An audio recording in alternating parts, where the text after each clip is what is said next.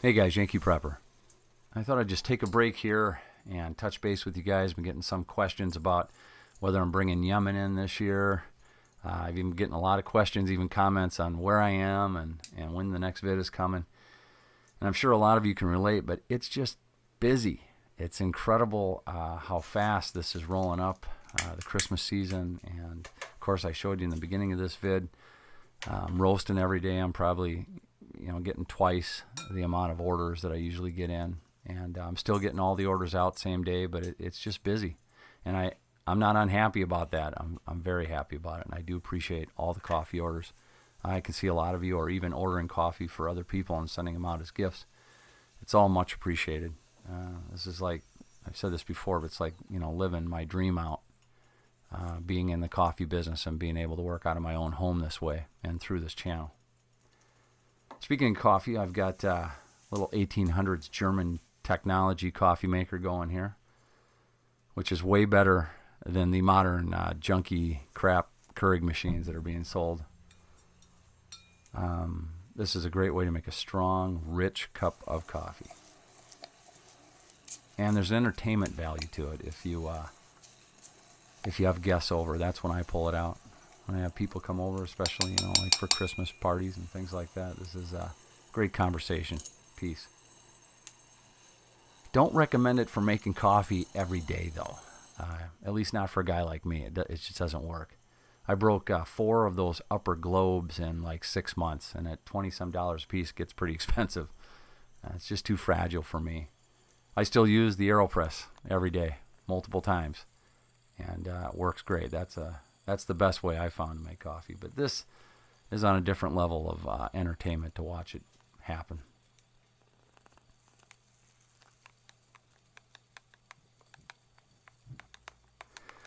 A lot of people asking about whether I'm going to bring Yemen in for the Christmas season, and I don't think I'm going to do that this year.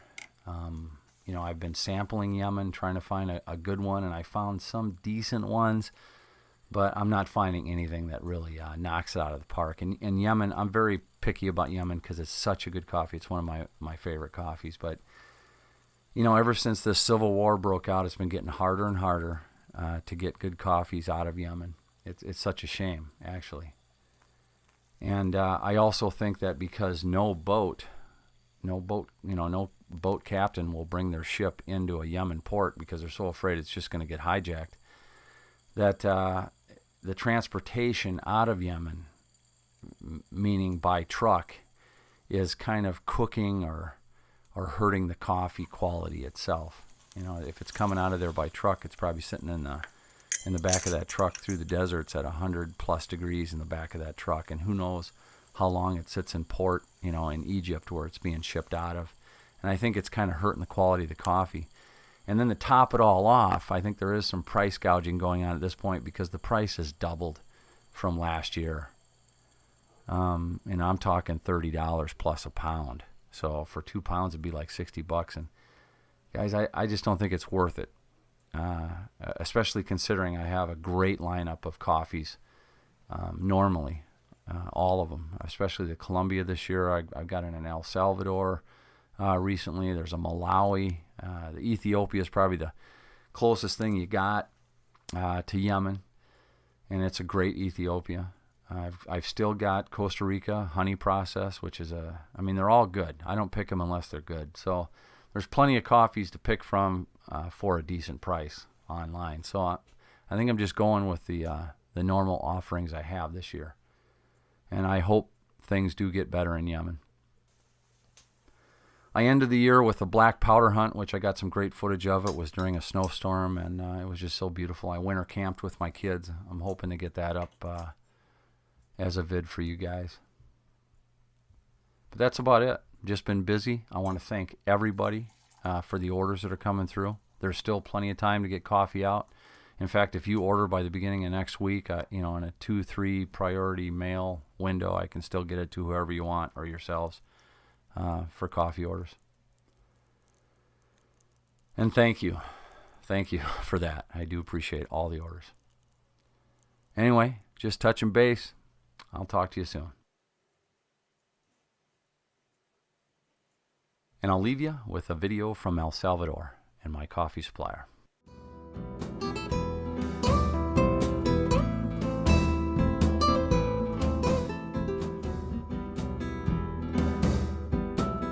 This year has been very particular as we're working on a couple new projects. And number one is the Chalatenango project, which is something that I'm very excited about. Basically, we're sourcing our own coffees directly with the producers. At the moment, we're working with around 20 producers. So it's there's a lot of work that goes into it, but at the same time, we're able to secure great coffees this way. So I'm extremely excited about this. We think that it's one of the best areas in El Salvador. In the past years, the number one COE winner, Cup of Excellence winner, has always been from Chalatenango.